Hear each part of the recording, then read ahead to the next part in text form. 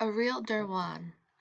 Boru Ma, sweeper of the stairwell, had not slept in 2 nights, so the morning before the third night she shook the mites out of her bed. She shook the quilts once underneath the letter boxes where she lived, then once again in the mouth of the alley, causing the crows who were feeding on the vegetable peels to scatter in several directions. As she started up the 4 flights to the roof, Boru Ma kept one hand placed over the knee that swelled at the start of every rainy season. That meant that her buckets, quilts, and the bundle of reeds which served as her broom all had to be braced under one arm. Lately, Borima had been thinking that the stairs were getting steeper. Climbing them felt more like climbing a ladder than a staircase. She was 64 years old, with hair in a knot no larger than a walnut, and she looked almost as narrow from the front as she did from the side. In fact, the only thing that appeared three-dimensional about Borima was her voice, brittle with sorrows, as tight as curds, and shrill enough to grate meat from a coconut. It was with this voice that she enumerated, twice a day as she swept the stairwell, the details of her plight and losses suffered since her deportation to Calcutta after partition. At that time, she maintained, the turmoil had separated her from a husband, 4 daughters, a 2-story brick house, and a rosewood almari, and a number of coffer boxes whose skeleton keys she still wore, along with her life savings tied to the free end of her sari. Aside from her hardships, the other thing Burima liked to chronicle was easier times. And so, by the time she reached the second-floor landing, she had already drawn to the whole building's attention the menu of her third daughter's wedding night. We married her to a school principal. The rice was cooked in rose water. The mayor was invited. Everybody washed their fingers in pewter bowls. Here she paused, evened out her breath, and readjusted the supplies under her arm. She took the opportunity also to chase a cockroach out of the banister poles, then continued. Mustard prawns were steamed in banana leaves. Not a delicacy was spared. Not that this was an extravagance for us. At our house we ate goat twice a week. We had a pond on our property, full of fish. By now Burima could see some light from the roof spilling into the stairwell, and though it was only 8 o'clock, the sun was already strong enough to warm the last of the cement steps under her feet. It was a very old building, the kind with bath water that still had to be stored in drums, windows without glass, and privy scaffolds made of bricks. A man came to pick our dates and guavas. Another clipped hibiscus. Yes, there I tasted life. Here I eat my dinner from a rice pot. At this point the recital of Borima's ears started to burn. A pain chewed through her swollen knee. Have I mentioned that I crossed the border with just 2 bracelets on my wrist? Yet there was a day when my feet touched nothing but marble. Believe me, don't believe me. Such comforts you cannot even dream. Whether there was any truth to Borima's litanies, no one could be sure. For one thing, every day the perimeters of her former estate seemed to double, as did the contents of her almari and coffer boxes. No one doubted she was a refugee. The accent in her Bengali made that clear. Still, the residents of this particular flat building could not reconcile Borima's claims to the prior wealth alongside the more likely account of how she had crossed the East Bengal border with the thousands of others on the back of a truck between sacks of hemp. And yet there were days when Borima insisted that she had come to Calcutta on a bullock cart. Which was it, by truck or by cart? The children sometimes asked her on the way to play cops and robbers in the alley. To which Borima would reply, shaking the free end of her sari so that skeleton keys rattled. Why demand specifics? Why scrape lime from a betel leaf? Believe me, don't believe me. My life is composed of such griefs you cannot even dream them. So she garbled facts. She contradicted herself. She embellished almost everything. But her rants were so persuasive, her fretting so vivid, that it was not so easy to dismiss her. What kind of landowner ended up sweeping stairs? That was what Mr. Dalal of the third floor always wondered as he passed Burima on his way to and from the office, where he filed receipts for wholesale distributor of rubber tubes, pipes, and valve fittings in the plumbing district of College Street. Beccaret, she probably constructs tales as a way of mourning the loss of her family, was the collective surmise of most of the wives. And Burima's mouth is full of ashes, but she's the victim of changing times, was the refrain of old Mr. Chatterjee. He had neither strayed from his balcony nor opened a newspaper since independence, but in spite of this fact, or maybe because of it, his opinions were always highly esteemed. The theory eventually circulated that Boru Ma had once worked as hired help for a prosperous zamandar back east, and was therefore capable of exaggerating her past at such elaborate lengths and heights.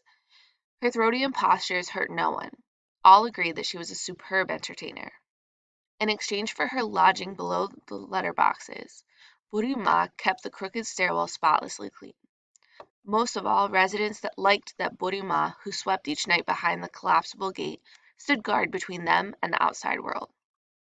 No one in this particular flat building owned much worth stealing. The second-floor window, Miss Masra, was the only one with a telephone. Still, the residents were thankful that Boru Ma patrolled activities in the alley, screened the itinerant peddlers who came to sell combs and shawls from door to door, was able to summon a rickshaw at a moment's calling, and could, with a few slaps of her broom, rout any suspicious character who strayed in the area in order to spit, urinate, or cause some other trouble. In short, over the years, Boru Ma's services came to resemble those of a real Durwan. Though under normal circumstances this was no job for a woman, she honored the responsibility, and maintained a vigil no less punctilious than if she were the gatekeeper of a house on Lower Circular Road, or Jodhpur Park, or any other fancy neighborhood. On the rooftop, Boru Ma hung her quilts over the clothesline. The wire, strung diagonally from one corner of the parapet to the other, stretched across her view of television antennas, billboards, and the distant arches of Howrah Bridge. Boru Ma consulted the horizon on all four sides. Then she ran the tap at the base of the cistern. She washed her face, rinsed her feet, and rubbed two fingers over her teeth. After this, she started to beat the quilts on each side of the room. Every now and then she stopped and squinted at the cement, hoping to identify the culprit of her sleepless nights. She was so absorbed in this process that it was some moments before she noticed Mrs. Dalal of the third floor, who had come to set a tray of salted lemon peels out to dry in the sun. "Whatever is inside this quilt is keeping me awake at night," Boru Ma said. "Tell me, where do you see them?" Mrs. Dalal had a soft spot for Boru Ma. Occasionally she gave the old woman some ginger paste with which to flavor her stews. "I don't see anything," Mrs. Dalal said after a while. She had diaphanous eyelids and very slender toes with rings on them. "Then they must have wings," Boru Ma concluded. She put down her broom and observed one cloud passing behind another. "They fly away before I can squash them. But just see my back. I must be purple from their bites." Mrs. Dalal lifted the drape of Boru Ma's sari, a cheap white weave with a border the color of dirty pond. She examined the skin above and below her blouse, cut in a style no longer sold in shops. Then she said, "Boru Ma, you're imagining things. I tell you these mites are eating me alive." "It could be a case of prickly heat," Mrs. Dalal suggested. At this, Boru Ma shook the free end of her sari and made skeleton keys rattle. She said, "I know prickly heat. This is not prickly heat. I haven't slept in 3, perhaps 4 days. Who can count? I used to keep a clean bed. Our linens were muslin. Believe me, don't believe me, our mosquitoes' nets were as soft as silk. Such comforts you could not even dream then." "I cannot dream then," Mrs. Dalal echoed. She lowered her diaphanous eyelids and sighed. "I cannot dream them, Boru Ma. I live in 2 broken rooms, married to a man who sells toilet parts." Mrs. Dalal turned away and looked at one of the quilts. She ran a finger over part of the stitching. Then she asked, "Boru Ma, how long have you slept on this bedding?" Boru Ma put a finger to her lips before replying that she could not remember. "Then why no mention of it until today? Do you think it's beyond us to provide you with clean quilts, and oilcloth for that matter?" She looked insulted. "There is no need," Boru Ma said. "They are clean now. I beat them with my broom." "I am hearing no arguments," Mrs. Dalal said. "You need a new bed, quilts, a pillow, a blanket when winter comes." As she spoke, Mrs. Dalal kept track of the necessary items by touching her thumb to the pads of her fingers. "On festival days the poorest came to our house to be fed," Boru Ma said. She was filling her bucket from the coal heap on the other side of the roof. "I will have a word with Mr. Dalal when he returns from the office." Mrs. Dalal called back as she headed down the stairs. "Come in the afternoon. I will give you some pickles and some powder for your back." "It's not prickly heat," Boru Ma said.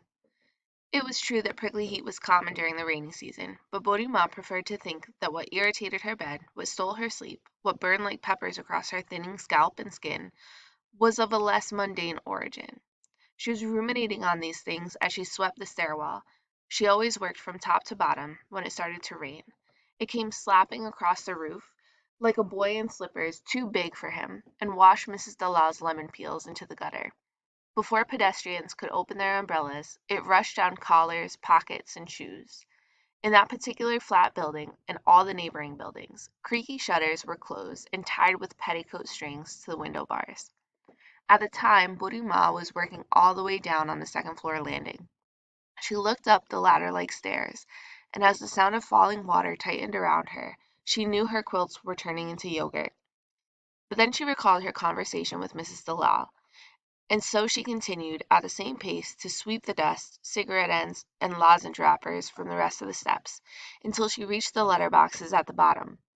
To keep out the wind, she rummaged through her baskets for some newspapers, and crammed them into the diamond-shaped openings of the collapsible gate. Then, on her bucket of coals, she set her lunch to boil, and monitored the flame with a plaited palm fan. Afternoon, as was her habit, Boru Ma re-knotted her hair, untied the loose end of her sari, and counted out her life savings. She had just woken up from a nap of 20 minutes, which she had taken on a temporary bed made from newspapers. The rain had stopped, and now the sour smell that rises from wet mango leaves was hanging low over the alley. On certain afternoons, Boru Ma visited her fellow residents. She enjoyed drifting in and out of the various households. The residents, for their part, assured Boru Ma that she was always welcome.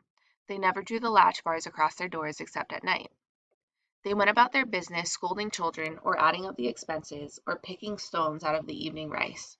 From time to time she was handed a glass of tea. The cracker tin was passed in her direction, and she helped children shoot chips across the carrom board.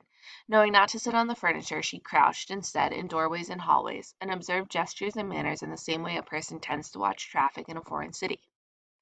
On this particular afternoon, Boru Ma decided to accept Mrs. Delisle's invitation.